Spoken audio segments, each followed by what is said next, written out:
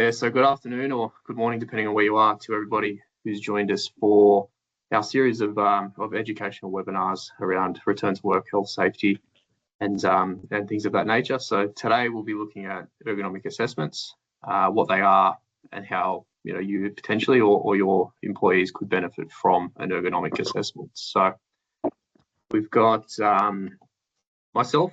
So my name's Justin. I'm down here in Canberra. I am the accounts manager and team leader down here in Canberra, and look after the Canberra branch and a lot of the ergonomics side of things. And I've got my colleague Jared, who I'll let come off mute and give a bit of an example of himself too.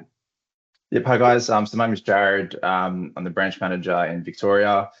My background is an exercise physiologist and exercise scientist. And yeah, I've had a well-rounded exposure in terms of ergonomic assessments, particularly the office-based ones throughout this role and also previous roles as well.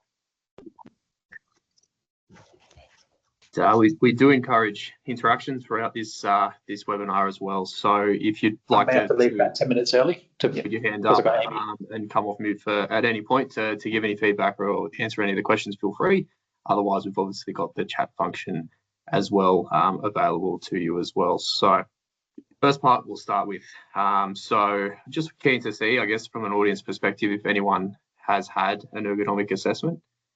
And if so, how did you find it? So we're not necessarily speaking about the desk-based ones too. There's a whole range of ergonomic assessments we offer here at Recovery Partners, but just keen to see if anybody had any experience or any exposure to ergonomic assessments over the course of their time. Cool. So starting to get some thumbs up there, which is good. So it's good to see some people have had, but there I did see a hand go up, so feel free to come off mute if you'd like to kind of add anything to that.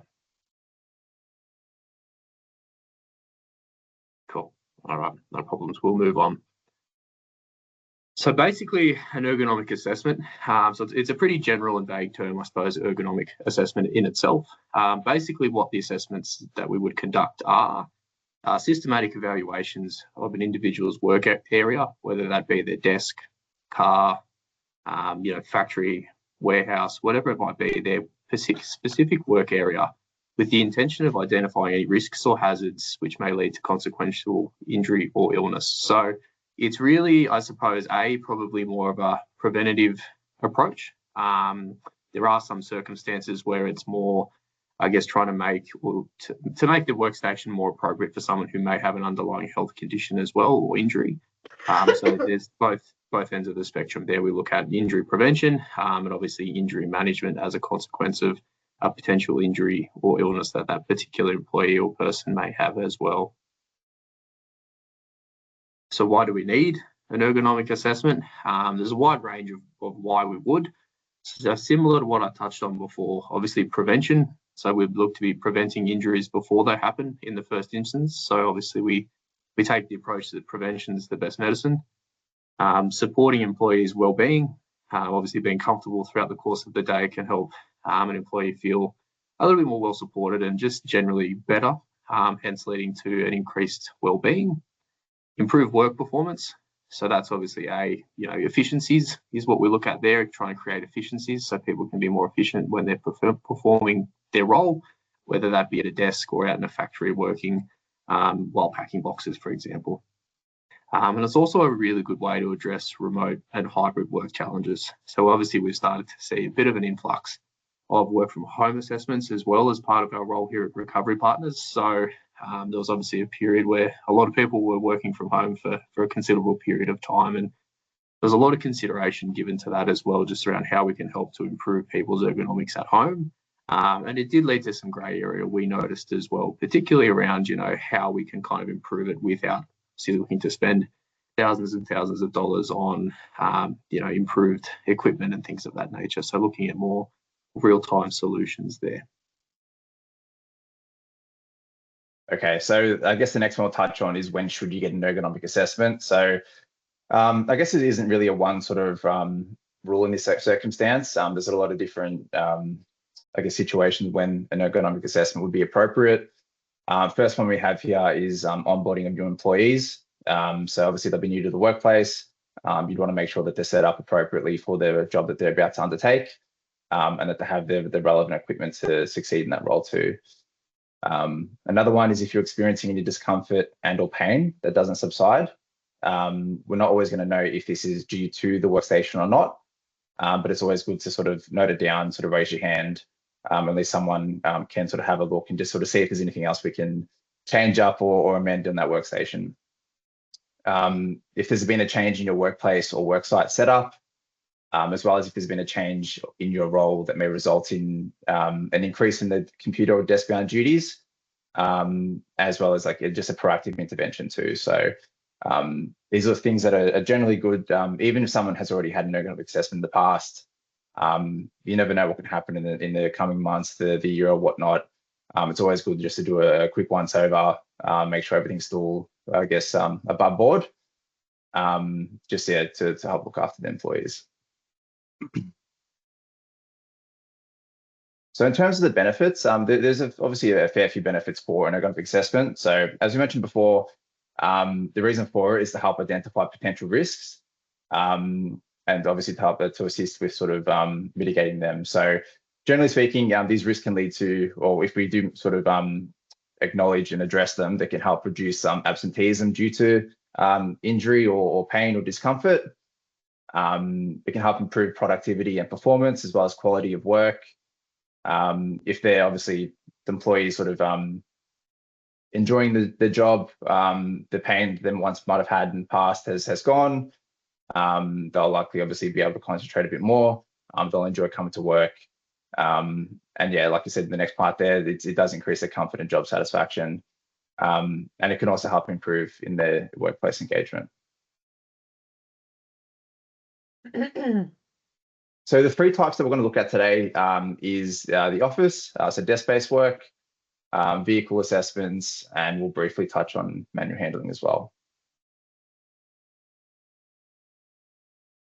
Okay, so in terms of the office, so there's, I guess, it can be a bit overwhelming when you do look at someone's workstation to begin with.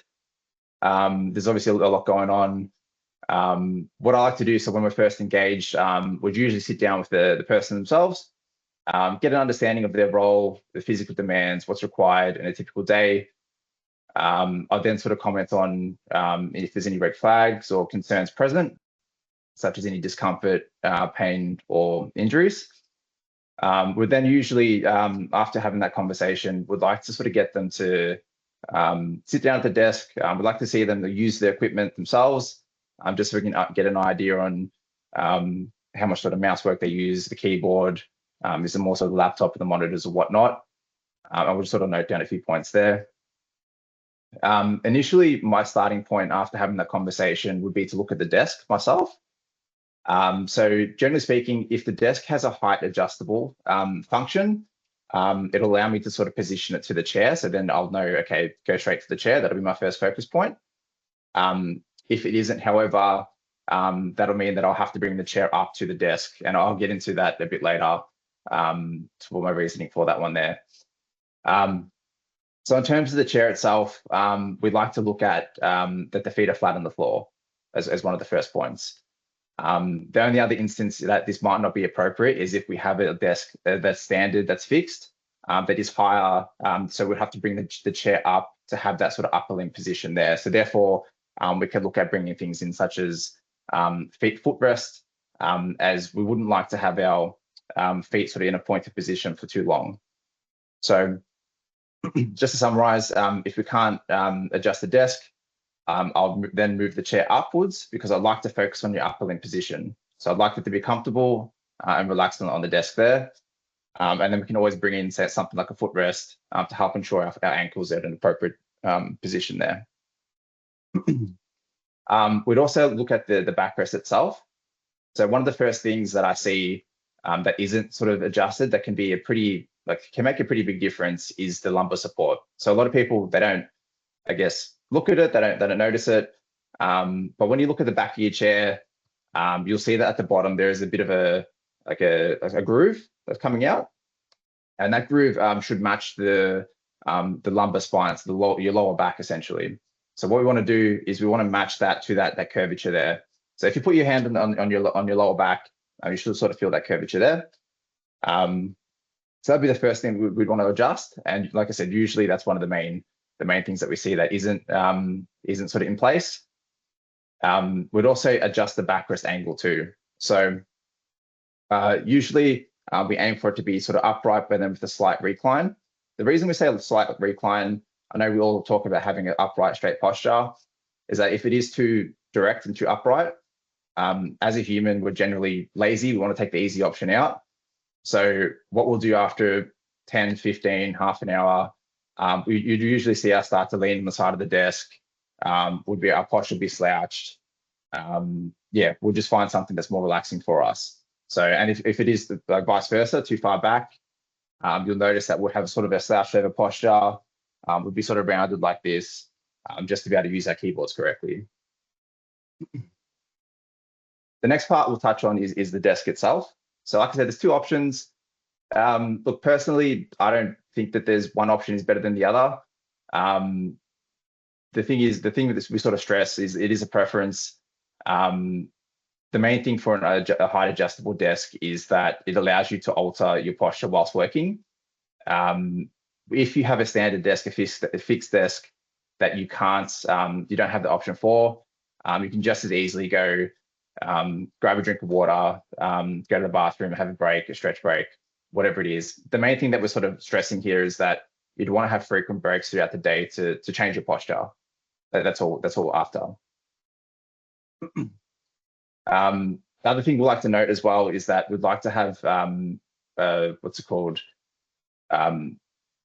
less clutter on the desk too. We wouldn't have too many things there, so there's enough room for us to use the keyboard and the mouse.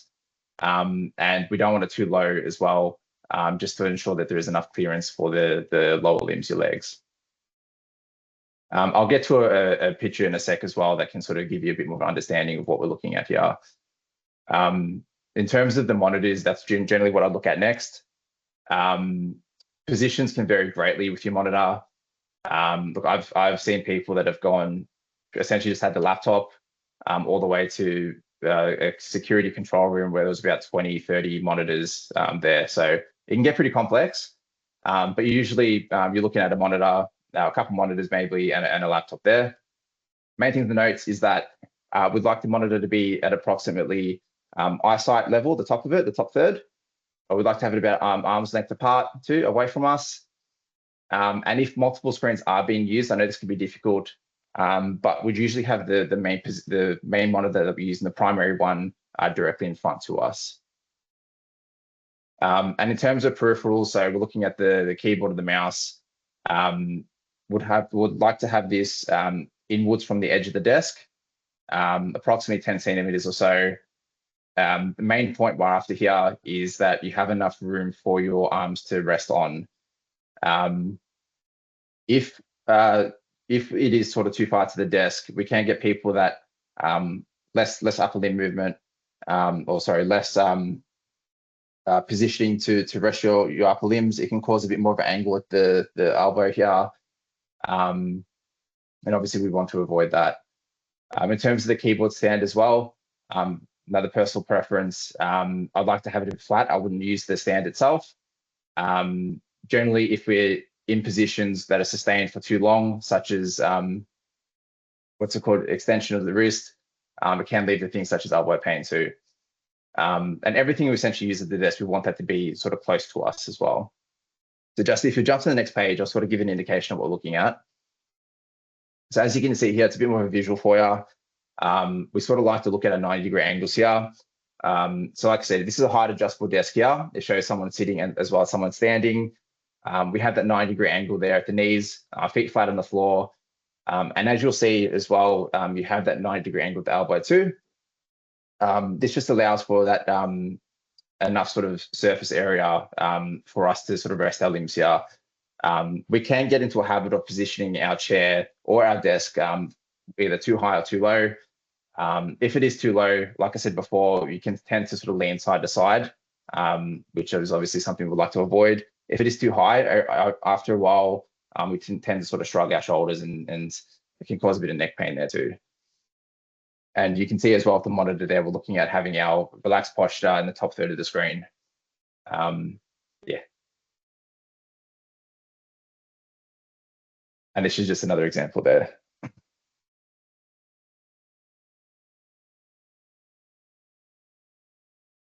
Okay, so that was obviously a very, very comprehensive look at your typical desktop work environment that we'd look at. And like I said, we here at Recovery Partners like to think of ergonomics, well outside of just the desk as well.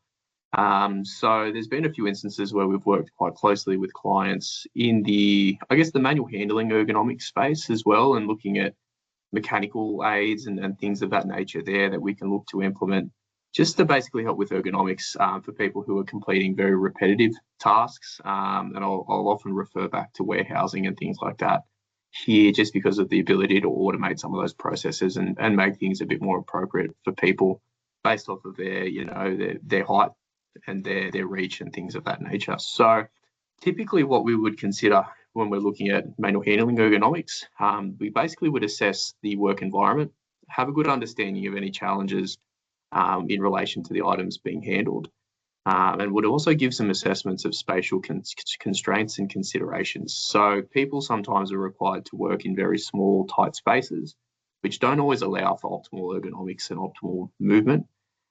So there are other things that we would consider. Just a quick touch on, I guess, some of the principles of manual handling, and we didn't want to get too far into that here today, but obviously keeping items close to the body when handling them, just to reduce torque on any of the joints that are involved in moving or lifting that particular item. Ensuring a safe and stable base of support with your feet, so obviously making sure that you've got a nice, decent, wide base of support and moving your feet appropriately, and ensuring that ensuring a clean and tidy workspace so there's no trip hazards or anything there that could be associated with a risk of that particular person having a fall or a trip on something that probably shouldn't be there on the floor in the first place. The other type of ergonomic assessment we'll touch on today is a vehicle ergonomic assessment. So this is something that our occupational therapists here tend to do quite a bit of, and we do look at quite specifically through our occupational therapists. So with respect to that there, it's not too dissimilar to what we would look at with a desk-based ergonomic assessment. So we'd consider seat height, obviously first and foremost, and make sure that any adjustments that are made to the truck or the car seat are made to make sure it's suited to the person that's utilising that vehicle. Lower limb positioning, obviously that would more so be to do with moving the seat forwards or backwards to make sure there's no overextension or overflexion of any of the lower limbs involved in driving or utilising that vehicle. Seat pan angle, so where adjustable, we would look to consider having the seat pan at the right angle to, again, ensure that that's not putting the lower limbs at an incorrect position, which could lead to injury to knees, ankles, feet, and things of the like. Backrest position, so obviously some of the newer vehicles you're able to kind of move the lumbar supports and the backrests in terms of the height and the angles. Similar to what Jared touched on before, we like to encourage a slight recline of the chair, just so we're probably utilising our body and our core strength a little bit more so than just relying on the chair being the sole support for proper seated ergonomics. The steering wheel, so upper limbs should be in a relaxed position. Obviously, we can look to up or down the height of the steering wheel to make sure that that's appropriate for the person utilising the vehicle. Adequate clearance of thighs and knees. Again, that's really in relation to the height of the steering wheel in itself. And it's an easy way to gauge that there is the steering wheel should be approximately wrist length when arms placed forward. So just a bit of a rough guide, and obviously we're encouraged to drive at 10 and 2, so that gives us a pretty good indication that the height of the steering wheel is correct or incorrect. Headrests, so where appropriate and where applicable, we can obviously adjust the height of the headrests, and obviously we'd like to have the headrest positioned directly behind the person's head to obviously support the cervical spine and allow for any rotation as needed to complete head checks while they're driving. Ensuring that mirrors are positioned in the appropriate position as well can be tricky, I suppose, especially if it's a shared work vehicle. So we do like to have a good education piece when we complete these assessments, just to allow these people to, if someone else has used the car is 6'3" and the person getting into it is 5'9".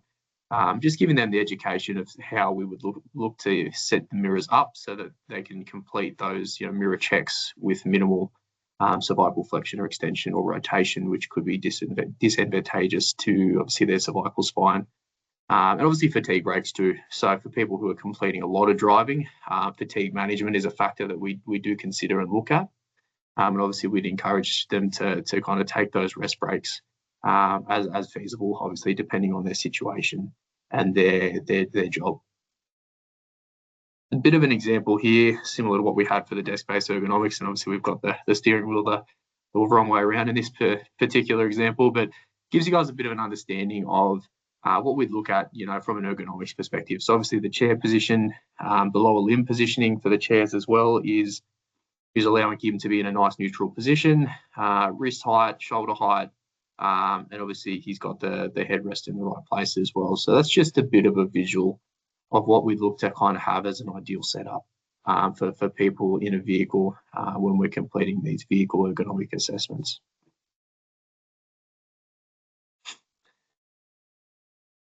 Okay, so what we might do, we might jump into a bit of a sort of group or interactive task here. So we have Justin sitting at his desk in Canberra, working away as he does. If you're able to, could you put in the chat, I guess, what do you sort of notice there as being sort of incorrect? Is there anything that you would change or sort of recommend to help sort of fix up his posture there?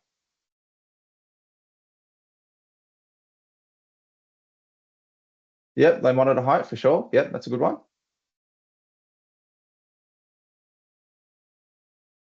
Yep, height versus the eye. Yep. Laptop raiser too. Yep, good. Cables. Yep, it definitely has a messy setup there. Don't know if that's how it normally is, Justin. So yeah, depends on the day. Yep. Arms are a bit back there too. Yep. Ergo mouse. Yep, could be. That's actually a good one to touch on whilst people are throwing the comments out here. Ergonomic mouse, that's something that I guess is a bit of a hot topic at the moment.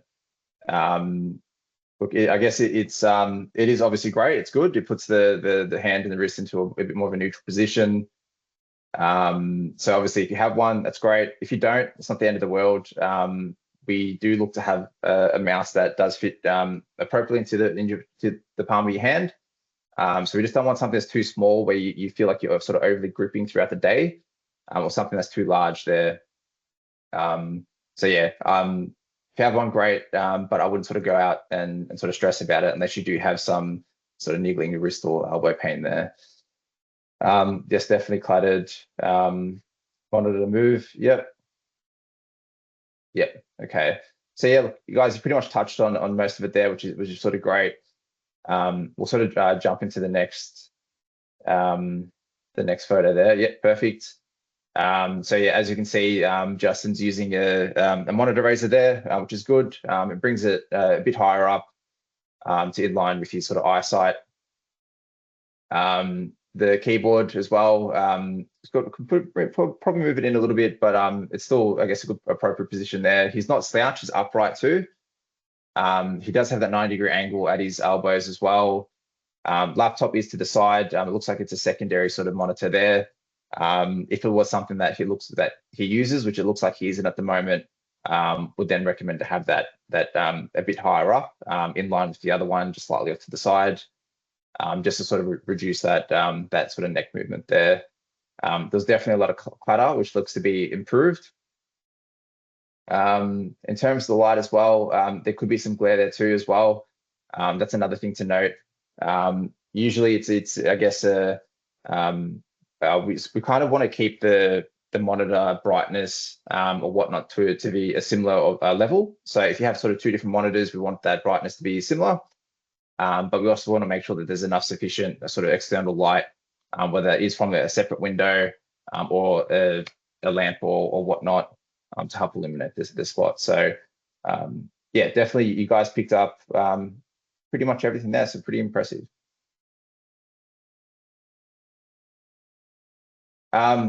Yeah, and look, and in terms of the common trends and risk factors, these are, I guess, coming from my experience. So main things I've seen is repetitive or sustained postures. Which one's better? To be honest with you, like they both can cause their own risks. So if you do something too often, it can lead to, I guess, an increased risk of injury. Same as if you hold a particular posture for too long as well. So that's why I was referring to the keyboard and possibly mouse as well. If you're sort of working like this too long, you have that increased sort of wrist position there. It can cause a bit of pain at the wrist and at the elbow. Slouch posture, will relax, will obviously get lazy as the day goes on. So that's something that you can see sort of adopted in someone's posture after a while. So I've done a few bulk ergonomic assessments where I've gone out to companies for a day. You'll assess someone at the start, and then as you sort of walk around, you can sort of see that after, say, lunchtime, they're a bit tired, their posture's sort of gone out the window a little bit. And yeah, it's just common, that's all. So that's why we have that regular reminder to have a break, get up, grab a drink, and just sort of reset. Incorrect use of equipment too. So just because they have something doesn't mean that they're able to use it correctly. Don't see it too often, but it's just good to note that some education as well might be all you need. The next one here is thinking an ergonomic assessment alone is sufficient if an injury is present. So like Justin touched on before, so we like to use the prevent in the first instance. If there are sort of injuries present, it's more to sort of help manage, I guess, their symptoms. But it's also, we need to know that, or note that it'll be there to complement, say, a physical therapist who's involved too. So if you have their treatment to help, I guess, bring them back to the norm, you have a setup that's appropriate for them, you have the equipment that can help support them throughout the day, that sort of hand in hand can help sort of move them forward. And some common injuries as well, or conditions that were observed. We get a lot of carpal tunnel, yeah, primarily just due to the, I guess, the mousing itself, or sort of keyboard use, repetitive strain injuries. These are probably more primarily to the office-based section there. Neck, back, shoulder, arm pain, just generic pain. This can come from just the incorrect posture throughout the day, and headache as well. So headaches can be just due to, I guess, too much sort of neck movement throughout the day, the sort of the differences in the dimness of the screens. There could be a range of things. It's very difficult to comment depending on, or unless there is sort of an individual sort of present that we're sort of reviewing. But yeah, these are sort of the common ones that we sort of come across there.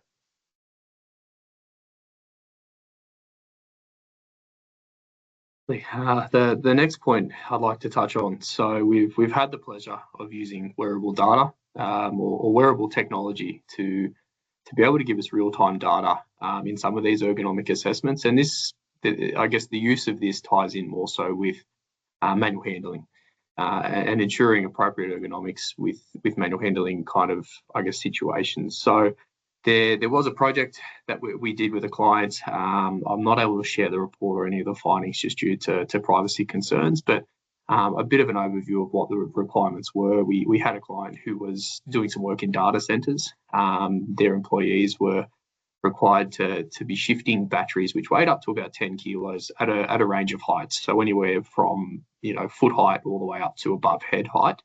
And the constraints were spatial. So things are very, very tight in those data centers. There's not a lot of room to move. So what we basically were able to do is fit the employees that were doing these tasks up with some wearable data technology. So to be basically an arm sleeve and a bit of a clip that goes on the back of their neck, and it will measure torque and loads through upper limbs and lower limbs. So basically we assessed each task.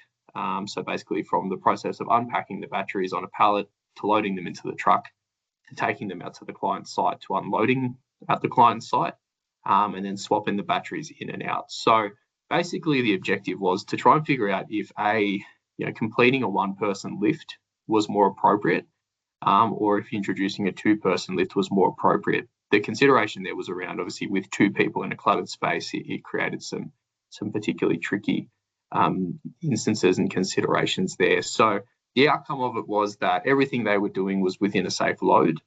They weren't really putting their employees at risk by completing this particular task with a one-person lift. And we were able to validate that through use of obviously the wearable data and technology, which gave us a good understanding of the loads going through the upper and lower limbs. So it was a really good project, something that was, I guess, tied in with ergonomics and manual handling as well, but it was really able to be validated and justified through the use of the wearable data and technology. So I suppose, long story short, obviously the wearable technology probably wouldn't be so applicable to someone sitting at a desk. But if there are instances where people are performing, tasks that encourage manual handling, and you guys might be unsure if, there's another way to do it or if it's safe and within scope, we could obviously look to use that wearable technology and obtain the data out of that there to ensure that, the way we're doing it now is the most appropriate, most efficient, and B, is placing obviously employees at the lowest potential risk for injury, obviously musculoskeletal injury, possible by doing that and validating that through the use of the wearable data and technology. So then I guess that leads us to kind of what we offer. So not too dissimilar to what we've described to everyone today. Obviously we offer a range of assessments in that space there. So basically when we're offering a desk assessment, an express assessment is typically for someone who might be a new starter, no known injuries or illnesses, and you just want to know that your guys are appropriately set up with the equipment that they have.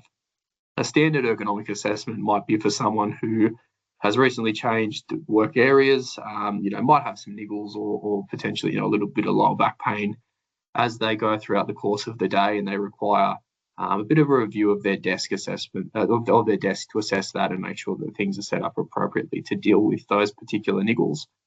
Comprehensive, they're typically assessments that we offer for desk-based assessments for people who have one or more known illnesses or injuries, and that they potentially, need a little bit more of a thorough assessment and potentially some more thorough recommendations, whether that be equipment or alterations of postures.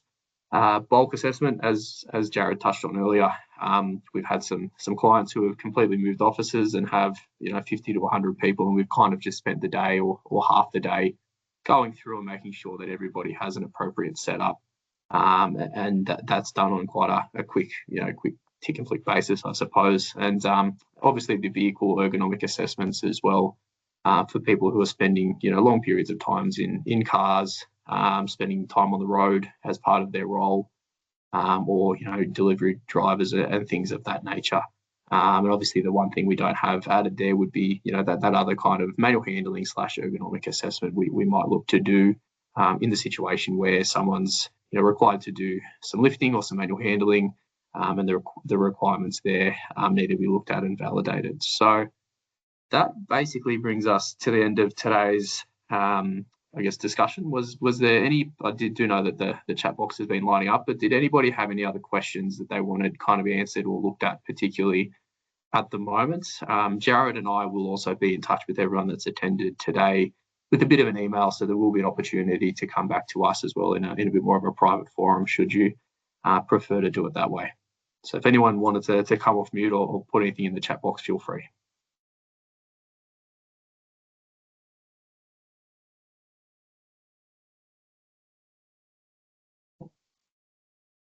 Lovely. Oh, sorry, we've got Nicole. If you wanted to shout it out, there you are. Hi. How are you? Hi everyone. Thanks. I just was putting a question in the Q&A box, just regarding people with larger hands and the use of different mice. Yes. I don't recall you mentioning anything about the size of the mouse in relation to the hand size.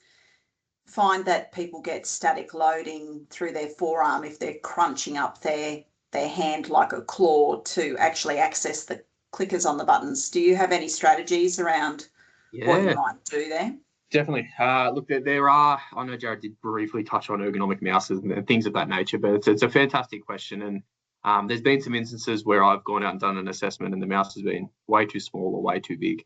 They do offer slightly bigger and slightly smaller mouses, which is good. But in the case of someone with a rather large hand, Adjustable mouses we can use as well, so they do come up onto a bit more of a vertical plane as well, and that's something that we do look at because it'll obviously alter the wrist position and allow them to kind of pull their wrist back slightly. But ideally, an appropriate fitting mouse for someone with a larger hand. Like you said, static loading is definitely something to consider, especially with the frequency of clicking on the buttons as you go throughout the course of the day. Static loading is something to consider. So it's definitely something we would look at as part of that assessment too, and just make sure that it is an appropriate fitting mouse. And should it need be, you know, we'd always look to offer or recommend, I suppose, you know, the provision of a larger or a smaller mouse, or potentially a vertical mouse if there's nothing large enough.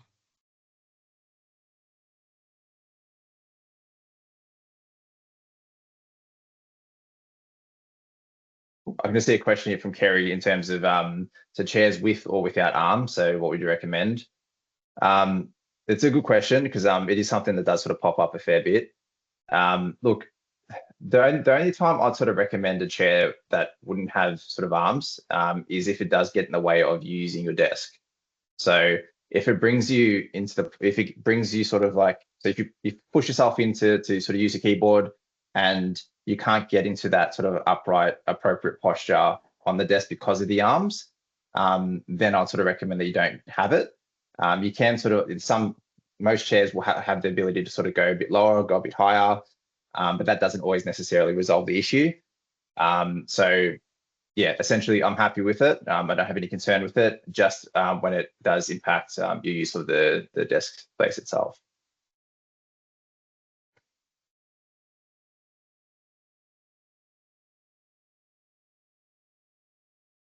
Lovely. I think we've just got one more. Sorry, guys, I'm sharing my screen, but I'll just pop into the chat box. There. Yes. All right. So, Michael, just have a look there. Yes. So that is something we do. So part of that wearable data is filming. So we would film and match that with it. So that's definitely something that we would do. We'd always look to do that there, and we'd be able to then match up. You're particularly right. You know, if there was a spike in, you know, upper arm load or something like that, we would be able to correlate that with the particular task that was being done at that time. So exactly right there, Michael. The video probably is just as important as the actual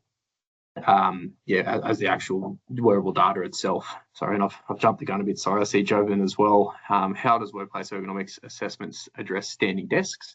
Look, we can appreciate that, you know, part of budgets as well. You know, some of the sit to stand desks can be considerably expensive.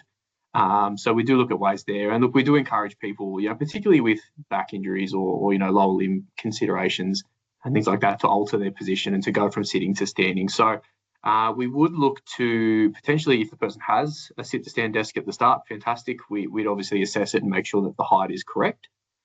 If in the case that, you know, there's excruciating back pain and having someone in the standing position is alleviating of their symptoms, we typically would look to maybe look at a sit to stand desk, whether that be an electronic one or one of the varied desks, which are a bit more of a cost effective option. And we typically, before we put these recommendations together, we get a bit of an understanding from the referrer as to, you know, what kind of budget looks like there and what would be the more cost effective and more appropriate solution for the particular client that we're working with. I see Brittany as well, desk depth. Look, not necessarily, I suppose it does depend. Look, probably the more depth, the better, depending on how much you've got going on. If you have a busy looking work desk like my first picture, probably the more depth, the better. In terms of how far away we like the monitor to be, usually arm's length is a good guide. So long as it's able to fit everything on, and we'd look at that in the assessment. But there's not really one ideal depth desk, I suppose, that we'd look at there. To be more a consideration of what the client's required to complete as part of their day-to-day, the equipment that's required to be on their desk throughout the course of the day, and just making sure that it fits and it doesn't create a cluttered environment as well. Awesome. I see Lisa.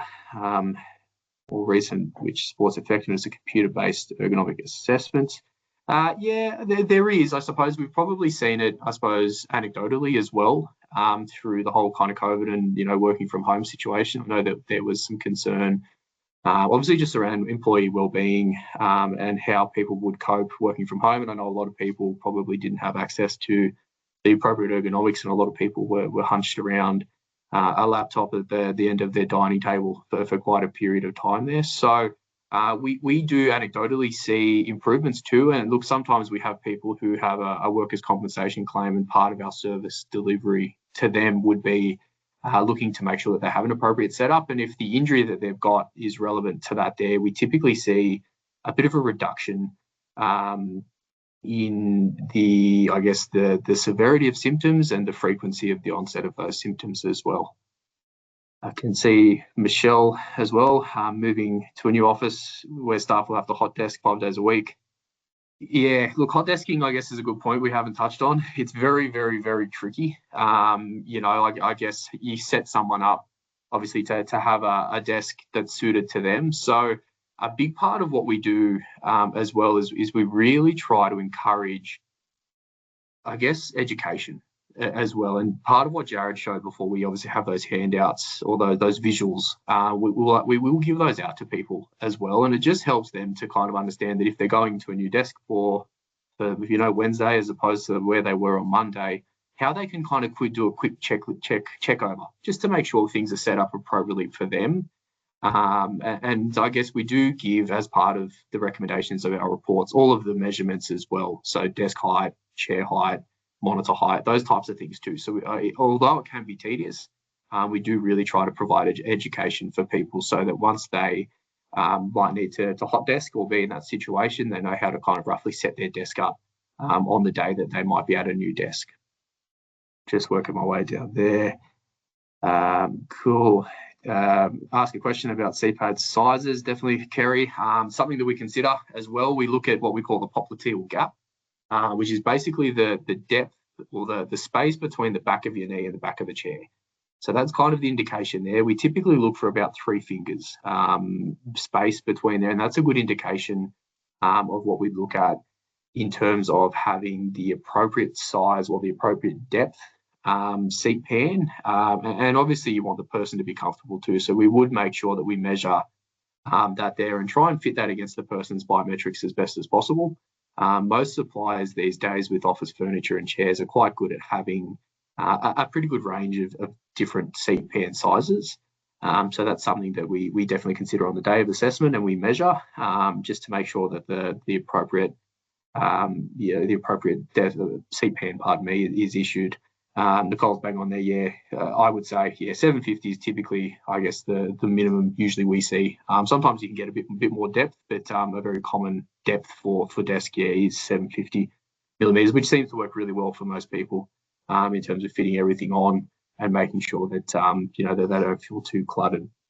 And looks like Jason's off to another meeting, so all the best for that. So I hope I've answered everyone's questions there. If I have missed one, feel free to pop it back in the chat box there.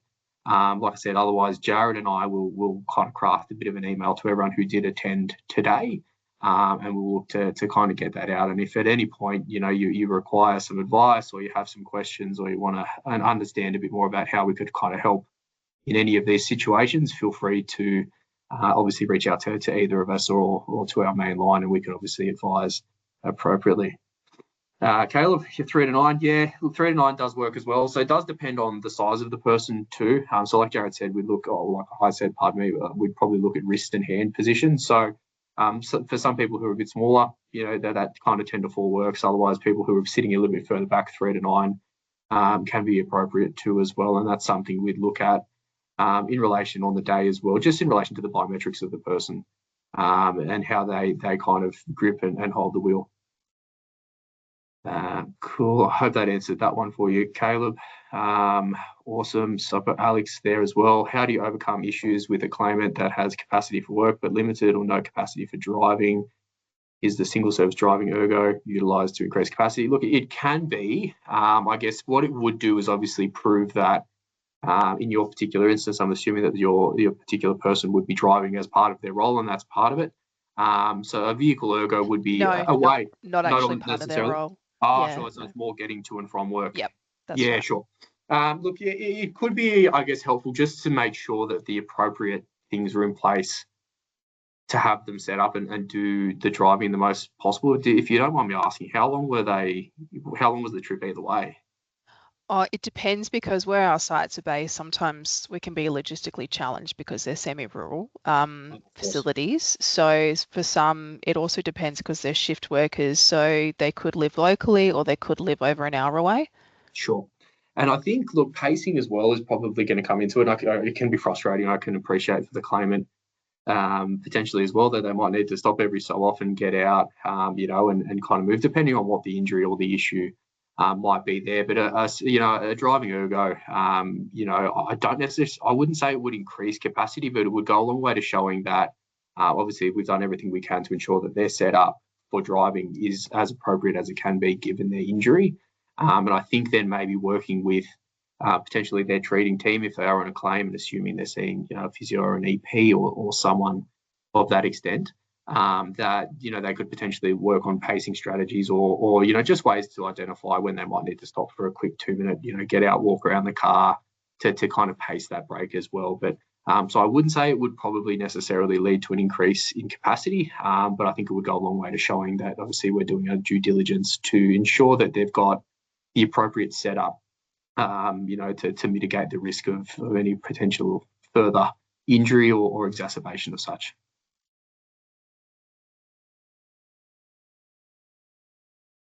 Oh, okay. All right. Well, I think were there any last minute questions? I'd be happy to answer. If not, like I said, there's always the opportunity to pop it in writing and send it to Jared or I as well. And for those of you that are still online as well, there is a $100 Prezi voucher that our wonderful marketing team will look to pick someone out of the hat and send that to as well. So that's going to land with someone. I see Kerry popping a hand up there. Kerry, if you wanted to, maybe I misread that. No, I didn't. Sorry, I just wanted to ask a quick question about the seat pads, particularly when it comes to procurement of seating at an organisation, how the challenges that can have. Firstly, obviously there's a standard size purchase normally for an office environment. So just kind of trying to find suppliers, particularly for petite sizes, has been challenging. And any advice on that? Yeah, of course. Do you mind asking who you kind of look at to getting your stuff from at the moment? Yeah, Was sorry. that a good question? No, not really. Okay. I don't have the answer. No, that's okay. Maybe what I'll do, do you want me to give you, I might just take your email down. I can send you a few links for ones that I found particularly, useful for maybe the smaller sizes. So if you wouldn't mind, actually, maybe I'll give you mine. Did you want to, I can shout it out to you. And if you wanted to email me, I can shoot one back. So it's Justin, Justin, H. Yeah. At rp. Yeah. .com.au. So yeah, pop me an email and like I said, I can kind of it is tricky. So yeah, it can be tricky, and some often more than others, but I can definitely share some options with you that I found particularly easy to deal with in that situation too. And obviously some good feedback in there too from Rebecca. Well, exactly right, Rebecca. I think you're bang on the money there. I think education really is the key, just to having access to it. And like Jared said, and we referred to before, we've got obviously that kind of cheat sheet, for lack of a better word, if you would, on how to set up your desk. And I get it can be frustrating for people having to do it every day, but it goes a long way to making sure that particular person or your employees there are set up appropriately every day, no matter what desk they're at. So yeah, having access to something like that there is really, really important too. And I did see another hand throw up there as well. Might have been Joven, I believe.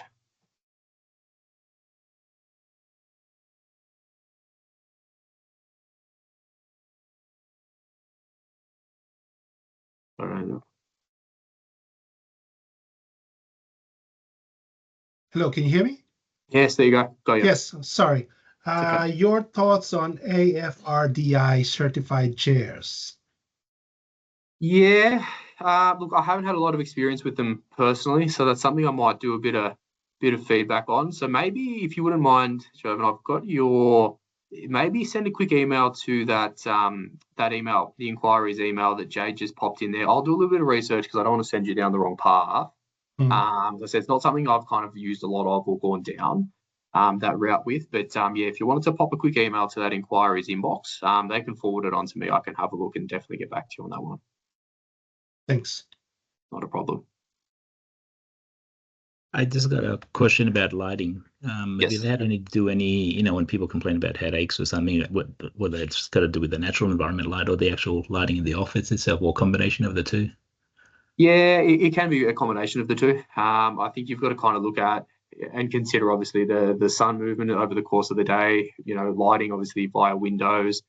Look, I've had situations where some employers have absolutely just stopped using strips of light over the top of people's desks. So I think it's more consideration around looking at, the location of the lighting, whether it be natural or the ambient lighting, and just kind of figuring out if it's a case if they need more or less of it. Typically, if it's a headache, it's usually a case of too much light and too much, I guess, sensitivity to that light potentially, whether that be photophobia or something of the like. And having people have an environment where we can kind of reduce that lighting, if that is the case, is best case. But I think it's more about initially trying to figure out what the trigger is and if it's too much or too little.